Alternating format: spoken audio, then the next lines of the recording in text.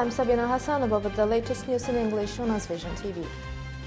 A fire broke out in the Republican Drug Abuse Treatment Center earlier this morning, claiming 25 lives. The rescue mission has been able to save the lives of 30. A fire at the Drug Abuse Treatment Center of Hatay district in Baku claimed 25 lives earlier this morning. The rescue mission managed to extinguish it in 3 hours. Ministry of Health has released information saying the fire was caused by a short circuit in the building. Firefighters, emergency ministry brigades and up to 10 ambulances arrived at the scene. 200 people, including patients and medical staff, were at the center when the fire broke out, 55 of them exactly in the building affected. The evacuated people were treated immediately at the spot. 3 people are reported to be poisoned as reported by the Clinical Medical Center of Toxicology. The injured were hospitalized, their conditions assessed as satisfactory. President of Azerbaijan Ilham Aliyev also arrived at the scene and was informed about the incident.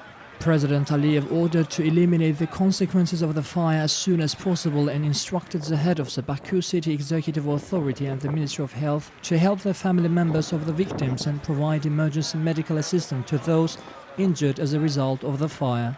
Furthermore, the head of state has instructed to take urgent measures in connection with the investigation of the causes of the fire. Russian President Vladimir Putin has offered his condolences to President of Azerbaijan Ilham Aliyev over a fatal fire in drug abuse treatment center in Baku. Dear Ilham Aliyev, I offer my deep condolences to you over the tragic consequence of the fire in the Republican Drug Abuse Treatment in Baku, Putin said in his letter. The Russian president also expressed his condolences to the families of the deceased and wished the injured a speedy recovery. Secretary-General of the Council of Europe, Thorbjørn Jagland, has also extended his condolences, said a message from the Council of Europe. I'm deeply saddened by tragic news coming from Baku and reporting about many victims in the Baku Drug Abuse Treatment Center. I extend condolences on my behalf and on behalf of the Council of Europe to the families of victims, to the Azerbaijani authorities, and through them to the people of Azerbaijan. In this tragic moment, the Council of Europe stands by the people of Azerbaijan, he said. Georgia's Foreign Ministry has also expressed condolences over the deadly fire.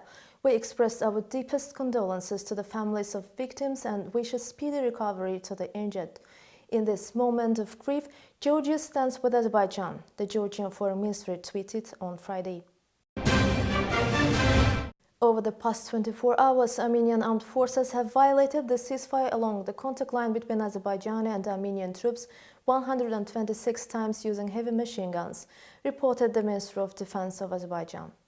Azerbaijan and Belarus have agreed to cooperate in the field of high technologies, as discussed during the visit of the Azerbaijani delegation headed by Fuad Alaskarov, assistant to the Azerbaijani president for work with law enforcement bodies and military issues, to the Belarusian high-tech park.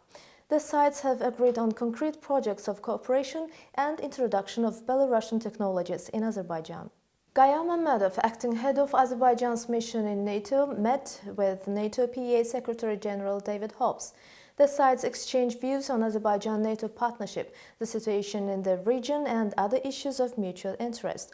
Gaya Mammadov briefed David Hobbs on Azerbaijan's participation in NATO's Partnership for Peace program and noted the importance of the parliamentary dimension of this partnership. Hobbs praised Azerbaijan's contribution to NATO operations as well as Azerbaijani delegation's active participation in NATO Parliamentary Assembly. Executive Director of Youth Foundation under the President of Azerbaijan, Farhad Hajiev, has been appointed the country's Deputy Minister of Youth and Sports. He has not yet been assigned all of his responsibilities at the ministry. Note that Hajiev has an extensive experience in the field and is fluent in Azerbaijani, Russian and English. Armenia's foreign minister, with his lies, tries to justify his country's foreign policy for domestic audience in the pre-election period, said Hikmet Hajiev, spokesperson for Azerbaijan's foreign ministry.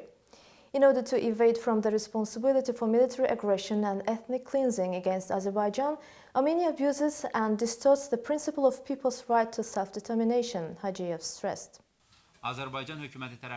There is no basis for application of the principle of self-determination in relation to cases of gross violation of international law, including mandatory rules that prohibit the threat or use of force against the sovereignty and territorial integrity of states. It would be more beneficial for Armenia to participate more seriously and responsibly in substantive and logical negotiations on the settlement of the conflict rather than engage in such unnecessary propaganda. Speaking of lies, Armenia is trying out yet another trick as members of Parliament of Armenia have elected Armen Sarkisyan to serve as the first president of the country. 90 lawmakers voted in favor of Sarkisyan's candidacy, while 10 voted against. Note that Sarkisyan is the first Armenian president elected by the parliament, which is nothing short of stripping the Iran people of the right to determine their own fate. SOCAR, Azerbaijan state oil company, will start drilling the KPS-4 appraisal well at the Karabakh oil and gas field in the third quarter of 2018, said project manager Nusrat Aliyev at a public hearing on the environmental impact assessment document prepared as part of a project to drill an appraisal well in the offshore area of the Karabakh field in the Azerbaijani sector of the Caspian Sea. Aliyev says the initial design work will finish at the field by late March. And that was all for today from AzVision TV. Our next update will be on Monday. Thank you for watching.